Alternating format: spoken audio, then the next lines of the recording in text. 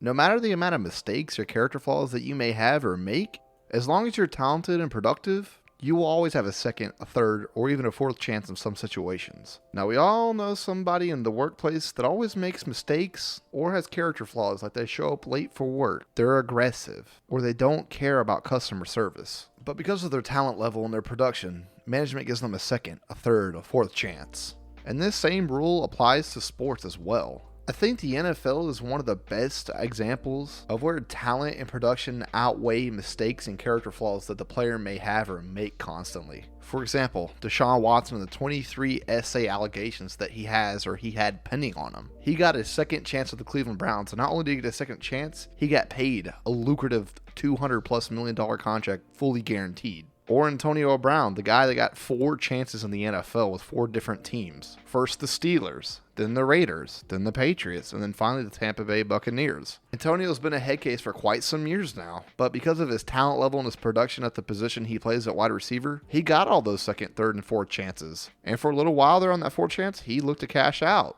Baseball is another sport where talent and production can outweigh somebody's mistakes and character flaws that they may have. But in the case of Trevor Bauer, this is one of those rare cases where the guy doesn't get a second chance even though he's really productive and he has elite arm talent. You have a guy that was one of the best, if not the best pitchers on the Cincinnati Reds, a team who could barely win 80 games. They couldn't even compete for a wild card spot at one point. He left that team and went to the LA Dodgers, a team that could very well easily win over 100 games this season and compete for the World Series year in and year out. Signed a 3-year, $100 million plus contract with them. And here he was, primed and poised to be one of the anchor arms in that rotation with Clayton Kershaw and company. And then SA allegations came out from a San Diego woman against him. Now, I'm not here to debate if they're true, if they're false, if you believe them, if you don't, that's your personal opinion. But you have a guy in Trevor Bauer that's already on a tight rope with some teams because of his personal character issues. It's been reported for years that Trevor Bauer's always had a problem connecting with his teammates. He's always felt alienated. If not feeling alienated, he would just alienate himself from the team.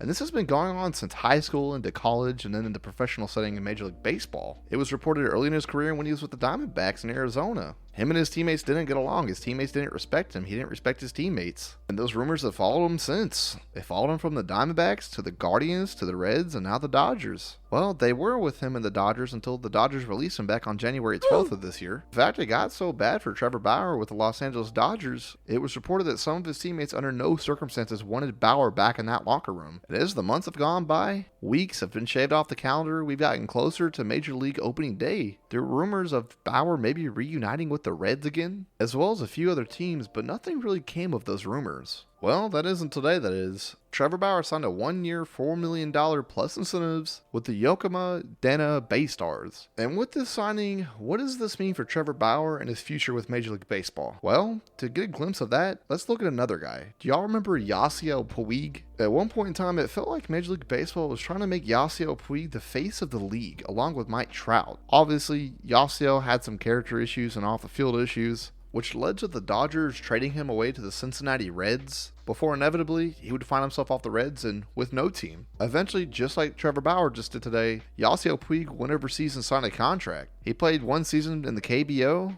and that's really all we've heard about him. Just how Yasiel Puig was basically blackballed from the league, that's the same thing that's happened to Trevor Bauer now. Trevor Bauer's basically been blackballed from the league. No team, no front office, no organization wants him in their locker room. Not many players in the league want him in the locker room, even if it gives them a better chance or a significantly better chance to win a World Series. This is really one of those rare cases where production and talent do not give you a second chance. They don't bail you out. Of course, you can look at Barry Bonds, the greatest hitter of all time, by many fans and expert former and ex-players, just because of steroid allegations. Or you can look at one of the greatest pure bats of all time in Pete Rose. Gambled on a game or two here and there on the Reds for winning or losing, and the league blackballed him from basically everything. Can't get in the Hall of Fame, could ever play again, although he's old now. But Bauer's case is a lot different. This is basically the Deshaun Watson case for Major League Baseball. And unlike Watson, Bauer's not getting a second chance in the league, and he probably will never play a game again in the majors. It's sad to see such good talent go to waste. But let me know what you guys think in the comment section down below about the Trevor Bauer situation. Would love to hear y'all's thoughts and opinions. And as always, don't forget to like the video and subscribe to the channel if you're new, because I have plenty more baseball content like this, and I'll see you all in the next one. Adios, mis amigos.